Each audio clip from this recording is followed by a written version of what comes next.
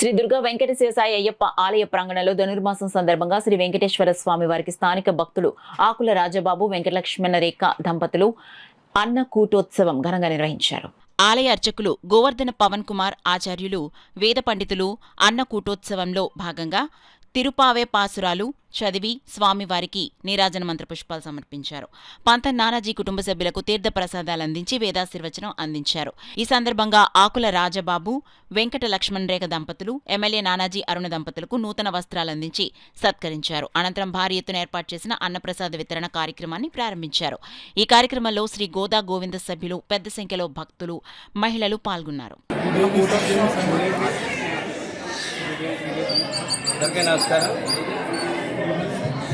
దేవి భూదేవి శ్రీదేవి సమేత శ్రీ వెంకటేశ్వర స్వామి RTC వారి గుడిలో ఎంతో మహత్తు గల గుడి.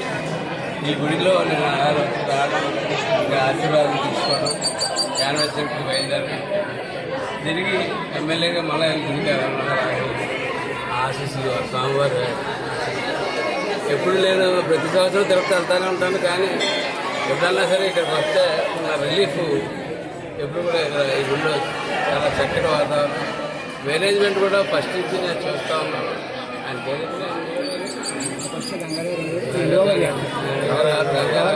గంగారావు, అలాగే నందిబాబు గారు, వీరందరూ ఆధ్వర్యంలో చాలా చక్కగా ఇవాళ తిరుపతిలో జరిగినట్టుగా ఇంత వైభవంగా చాలా తిరుపావడి అన్న పూజ అది చాలా అద్భుతంగా జరిగిన కార్యక్రమాన్ని నేను బాగా మంచిది. రమణయ్యపేట ఆర్టీసీ కాలనీలో వేయించేసి ఉన్న శ్రీ భూ సమేత శ్రీ వెంకటేశ్వర స్వామి వారి ఆలయంలో ధనుర్మాస ఉత్సవాలను పురస్కరించుకొని ప్రతి సంవత్సరంలాగే ఈ సంవత్సరం కూడా విశేషంగా అన్నకూటోత్సవ మహోత్సవం ఇది తిరుమలలో ప్రతి లక్షవారం రోజున తిరుప్పావడ సేవ అనే నామవాక్యంతో కార్యక్రమం చేస్తూ ఉంటారు. అదే కార్యక్రమాన్ని మనం ప్రతి సంవత్సరం ఇక్కడ లక్షవారం రోజున ధనుర్మాసంలో విశేషంగా చేసుకోవడం జరుగుతుంది. ఆ కార్యక్రమానికి అనేక మంది భక్తులు, అలాగే స్థానిక రూరల్ ఎమ్మెల్యే పంత నానాజీ గారు, అలాగే పెద్ద నాయకులు అందరూ కూడా విశేషంగా భక్తజనులతో అందరూ విశేషంగా ఆలయానికి విచ్చేసి ఉన్నారు.